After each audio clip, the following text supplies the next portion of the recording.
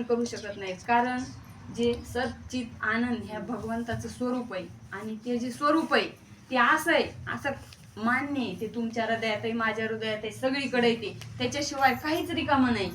पण आपल्याला तशी दृष्टी येण्यासाठी, आपण ते कळून घेण्याच्या पात्रतेसाठी जे आपल्याला अनुग्रहाचं चिंतन मिळतंय, एवढी अमूल्य गोष्ट आहे की सगळ्या जगामधलं काही दिलं, आपल्या कातड्याचे चमड्याचे जोडे जरी त्यांच्या पायात घातले तरी कशाचीच बरोबरी त्याच्या बरोबर होऊ शकत नाही, किंवा त्या उपकाराची परतफेडही होऊ शकत नाही. पण मग आता निमित्त असतंय, समजा हे जे त्या भगवंताचं, त्या ईश्वराचं कार्य आहे. ज्या वेळेस म्हणले ईश्वराचा अनुग्रह तुमच्यावर होईल त्यावेळेस आपल्याला शरीर मिळतंय. शरीर कधी मिळतंय? अर्ध पाप अर्ध पुण्य, त्यांनी हा आपल्याला देह प्राप्त होतंय, मनुष्य देह.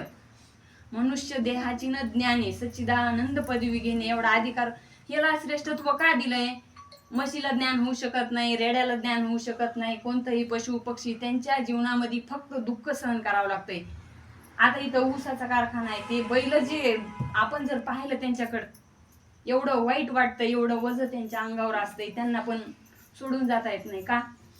अगोदर आपण कर्म चुकले, आपण कळून घेतलं नाही काय की त्याच्या अज्ञानामुळे जे उपजते नाशे नासले पुनरपी दिसे, हे घटिका यंत्र जैशी परिभ्रमका. जसं उपजत आहे परत नष्ट होतंय, परत उगवत आहे परत नष्ट होतंय, तसंच तुमचा आमचा जन्म सुद्धा.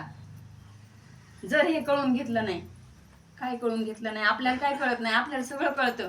व्यवहारातलं सगळ्या गोष्टी सगळ्याला काही शिकवायची गरज नाही, काही सांगायची गरज नाही. आपला फायदा आपला तोटा सगळ्याला सगळ्या गोष्टी कळतात, त्या गोष्टी सांगायच्या आपल्याला ही इथं जागा नाही. मग इथं नेमकं असं वेगळा देवदेव म्हणजे असं वेगळं काय? इथं असं इथं वेगळं एवढंच आहे की त्या जे साधू यांच्या आयुष्यात आले आणि त्यांनी त्यांच्यावर आणि ह्यांना ते अधिकारी असल्यामुळं ते आजपर्यंत ह्याच्यात टिकून आहेत.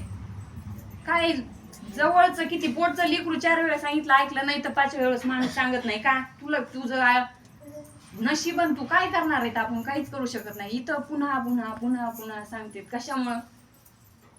बुडता हे जन न देखती म्हणून येतो कळवळा हिताचा. कशामुळं? ते अंतकरणामध्ये ते पाहून तळमळ होती म्हणून